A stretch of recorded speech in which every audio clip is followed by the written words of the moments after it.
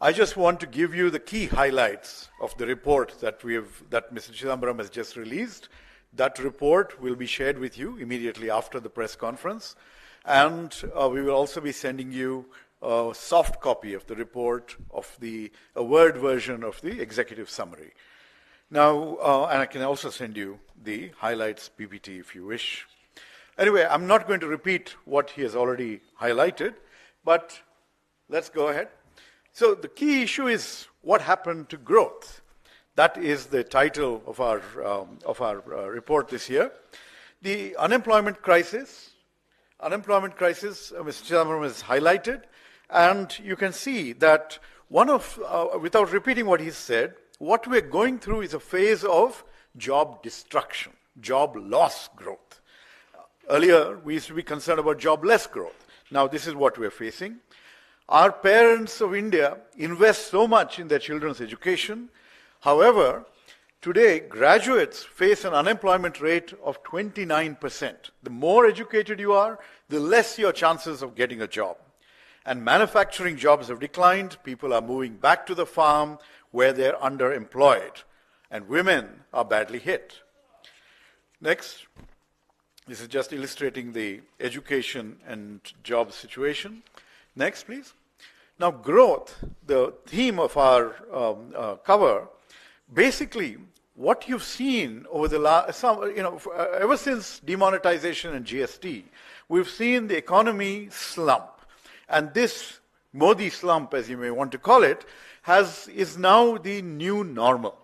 This has become 6% or so as the average growth. At this rate, we are heading straight into what economists call the middle income trap. This means that the kind of opportunities that we were hoping to create, the demographic dividend that we are hoping to encash, all those are doomed. Essentially, we will be a stagnating middle income country, underproductive and uncompetitive globally. Per capita income has been growing at 4.52% since 2014, since Prime Minister Modi took over, and our per capita income is now below that of Bangladesh. 34% of Indians survive on less than 100 rupees per day, and income inequality is worse than it was under the British. Next, please. Yeah, this is just the detail. It's there in the report. The other real challenge, next, is that incomes are stagnating, people's and household savings are dropping, and their debt levels are increasing. Household savings are now at a 47-year low. Consumption growth is at a 20-year low, and household debt has soared to a record 39% of GDP.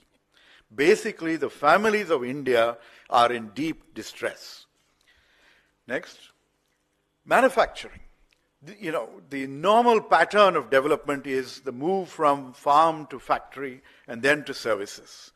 India is experiencing a reversal of this particular pattern. And you all recall the Independence Day speech when Prime Minister Modi announced Make in India. And it's been a decade since that moment. And if you look at the targets, the target for Make in India was to increase manufacturing growth to 12 to 14% per annum. Since that period, it has averaged 5.8%. He wanted to increase the share of manufacturing in GDP to 25% by 2022. Last year, the share has remained stagnant at 15.8%. Number of jobs in manufacturing have come down by half between 2016 and 21. And he announced that he would create 100 million jobs in manufacturing by 2022. Instead, we have seen the workforce decline from 12.6% more than a decade ago to 11.4% last year. The massive corporate tax cut that was delivered to the private sector, they have not had the confidence in the leadership of the economy, in the guidance that the government gives, and has therefore chosen not to invest. Without investment by the private sector, there are no jobs being created, and economic slowdown is very, very apparent. In the last financial year, 23 to 24, new project announcements have fallen by 21%. Exports used to be more than 25% of GDP under the UPA, under Mr. Chidambaram. Today, they're below 20% of GDP, and our import dependence on China has surged by more than 83% since 2019-20. FDI has been falling. In 2023, it had come down to 0.8% of GDP. That means the world also is losing confidence in India's economic management. And 21,300 high net worth individuals have left the country between 2022 and 2025. These are people who otherwise should have been investing here.